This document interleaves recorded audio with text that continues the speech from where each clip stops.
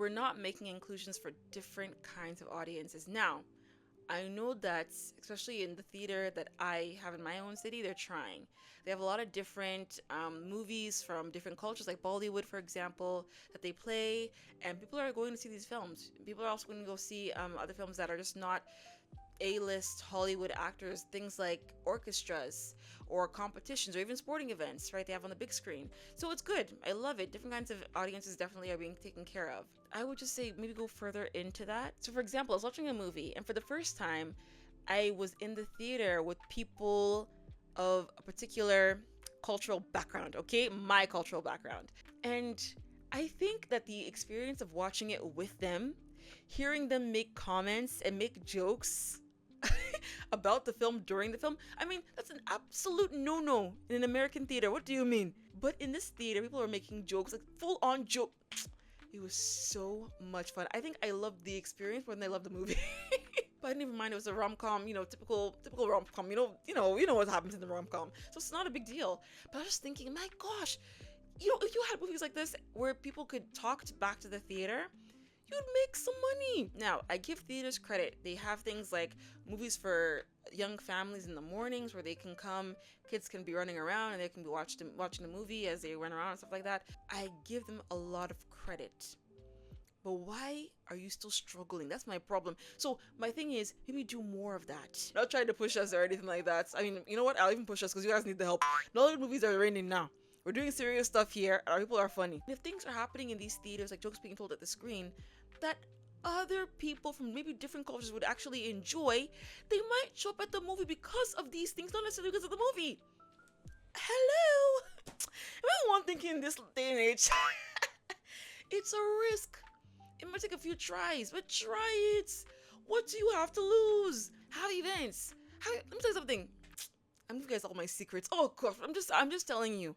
Nollywood is the second biggest movie industry in the world. Why do I not see their movies in our theaters? What's the problem? What's going on? What's happening? What actually is the problem? And when you make it an event, now what you now do is now partner. Oh, I'm giving you all my secrets, but let me just tell you something. Partner with a Nigerian kitchen in every city. Just have maybe National Jollof Day, for example. Give them meat pies, all the things that you sell in your you're selling your concessions. Do something. Do for Black History Month. What am I saying? I'm giving you ideas now. I don't want to hear nothing. I want to see something change 2027. Partner with Nigerian kitchens, Nigerian restaurants during Black History Month, for example. I'm even saying just for example, but you might want to do it in the summer months because we don't like going outside in the winter. But that might even get us outside. Partner with them. Show that you're supporting them, that you love them.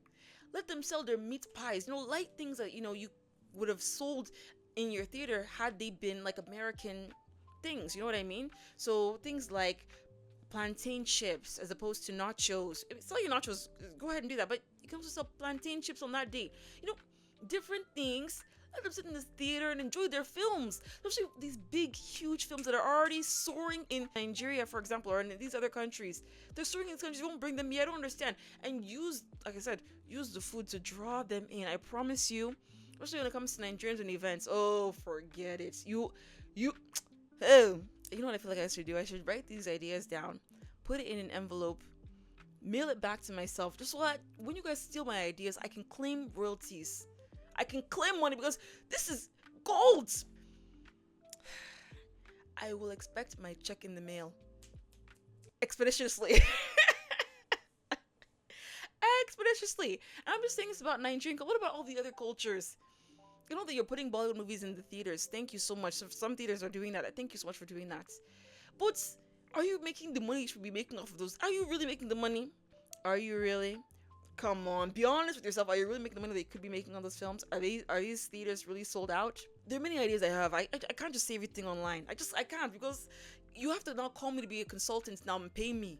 I have many ideas. I love you guys. I honestly believe that when it comes to the movie making industry, we cannot survive without some kind of theater system. It might look different in the future, but streaming will take us nowhere. Because either we're going to stay with streaming and then go back to the TV model where we're going to have ads every 5 seconds, or We have to figure out a way to keep these theaters alive. So as far as I'm concerned, I love you guys. I have a lot of love for you guys. I want you guys to stay alive. You guys need to stay alive. You need to. You need to. I don't know how you're gonna morph and change in the future, but figure out a way to stay alive. Please, I'm begging you. I'm begging you. We need you guys to stay alive, okay? So on behalf of me and my family, my media loving family, okay? Me and my generation, stay alive. We're rooting for you, okay? Now that's all for me today with my rant. This was a real rant. This really touched my heart. That's all from me for today, and I will see you next time in a new video. Bye.